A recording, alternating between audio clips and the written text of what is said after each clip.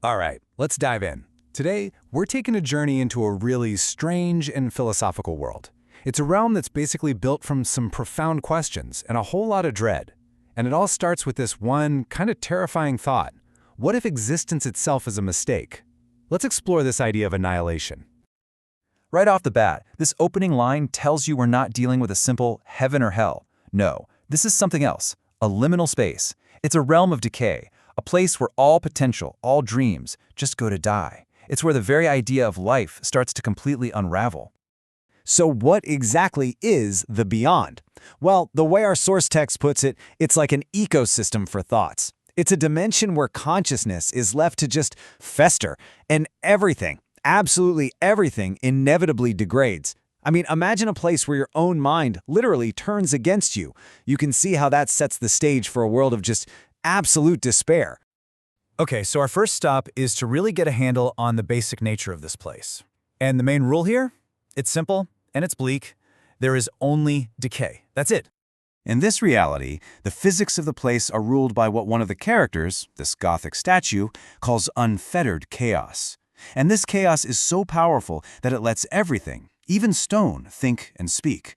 So just existing here gives you a voice, though, as you'll see, it's pretty much always a voice of pain and regret. All right, let's move on to the inhabitants and see how this all builds.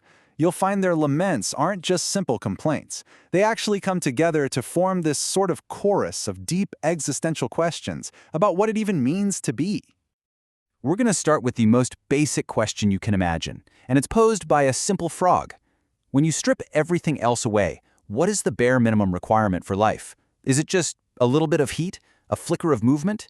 You see, in the beyond, even the fundamental definition of being alive just completely collapses. Now, this lament from the hued mushroom gets into the problem of connection. Even when you're physically linked to some huge network, that feeling of profound individual loneliness can still be there. It makes you ask, does connection really cure solitude, or is it maybe just an illusion? And then the oval mushrooms take it even further. They start to question the whole point of consciousness itself. I mean, if everything is just going to fade away anyway, what's the point of thinking, of talking to each other? Is our whole inner world just some fleeting, meaningless dream before we blink out of existence? So here's the really crucial point. The creatures in the beyond aren't just sad, they're kind of unwilling philosophers. Their collective suffering creates this symphony of questions about life, connection, and consciousness.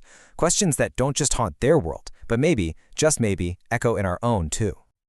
Now, after all those passive questions, the mood starts to shift. We go from just wondering about existence to feeling this active, oppressive force that's actually trying to end it. This line from the insect beast is just so powerful because it makes destruction something you can almost touch and feel.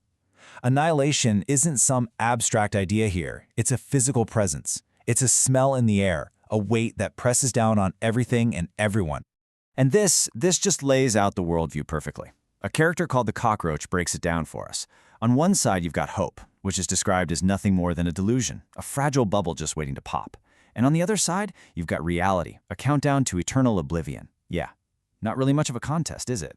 But why? Why is this world so completely soaked in dread? Well, our source text doesn't just leave it as a mystery, it actually gives us a kind of cosmic, almost mythological explanation for the whole thing. And that brings us to the central mystery of the beyond. Why does this oppressive dread even exist? Well, the text offers up an answer, or at least a theory, from one of the characters that goes all the way back to the very beginning of time. Okay, so let's break this down. This character, the inverted dragon, lays out this four-step theory. First, being born, getting life, is like flipping an hourglass. It's not the start of your life, it's the start of your damnation. And why? Because apparently antimatter, which was supposed to annihilate everything at the dawn of time, failed at its job. But its instinct for destruction didn't just go away. Nope, it got passed down, almost genetically. And here's the kicker. The moment you become self-aware, that's what activates this inherited curse. The hourglass starts. So the most crucial part of this theory is this.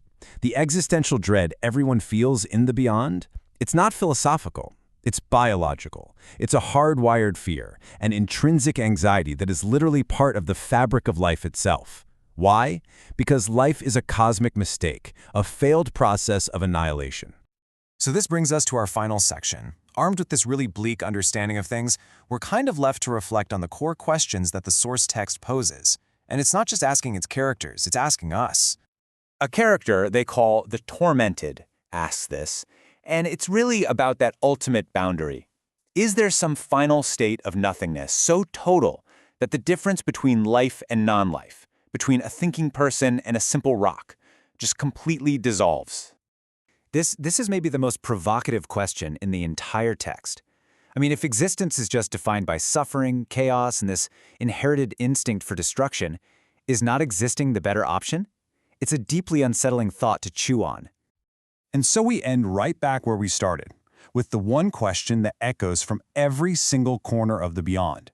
If our existence is just an accident, a brief flicker of awareness before an inevitable decay, does any of it truly matter? Our source gives no answer. It just leaves that question hanging in the air.